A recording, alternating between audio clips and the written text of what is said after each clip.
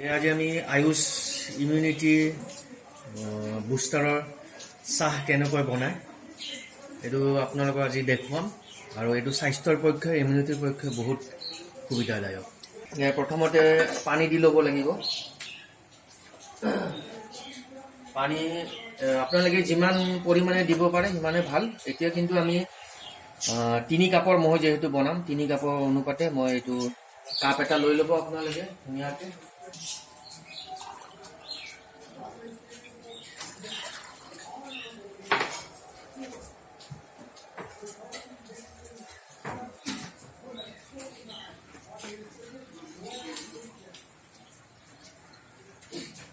या 3 কাপ জোখাই পানীটো দি দিলো।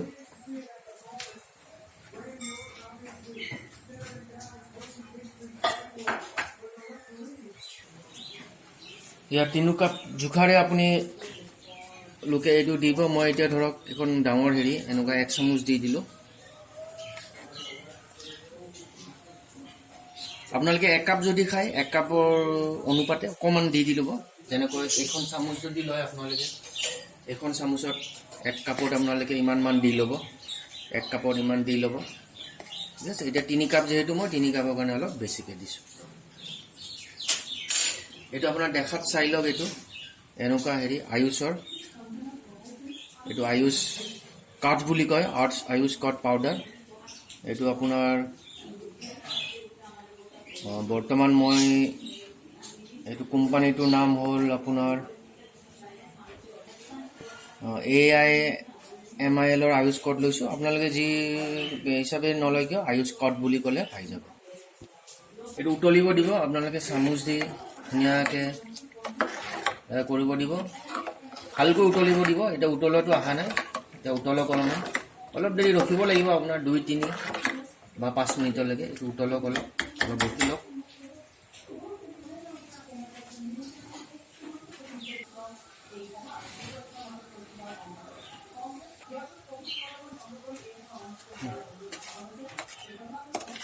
এয়া উতলিছে, আপোনালোকে দেখিছে। অলপ উতলিব দিব এনেকৈ। এয়া উতলিছে, এয়া উতলিলে আৰু কমাই দিব। কমাই দিব। এয়া উতলিলে এনেকৈ গৰম হ'ব দিব আৰু অলপ উতলিব দিয়ক।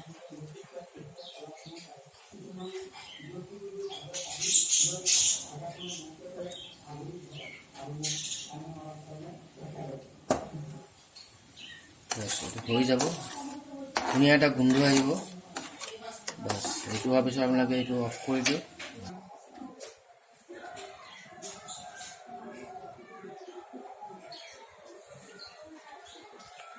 এতিয়া এইটো আপুনি চেকি ল'ব লাগিব ভালকৈ, কাৰণ এই যিখিনি ইয়াতে মই চেকি ল'ম।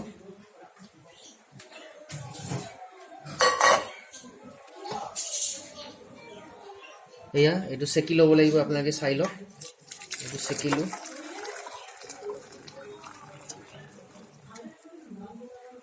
চেকিলোঁ। এতিয়া এই ওপৰৰ গুড়িখিনি পেলাই দিব। বাছ ওপৰৰ গুড়িখিনি পেলাই দিলোঁ।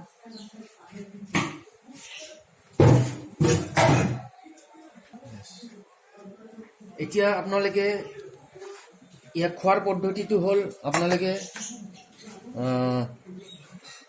যাৰ ডায়েবেটিছ আছে তেখেতসকলে সুদাকৈ এনেকৈ খাই দিব পাৰিব।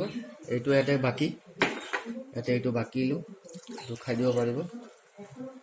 আৰু যাৰ আপোনাৰ ডায়েবেটিছ নাই তেখেতসকলে আপুনি মৌ জোল নহ'লে এই গুড়ৰ লগত মিলাই এইটো খাব পাৰিব।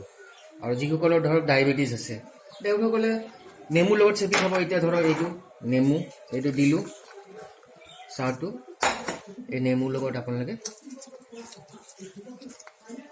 এই নেমুৰ লগত চেপি খাই দিব। বাছ ইয়াৰ উপকাৰিতাখিনি আকৌ মই কৈ আছোঁ।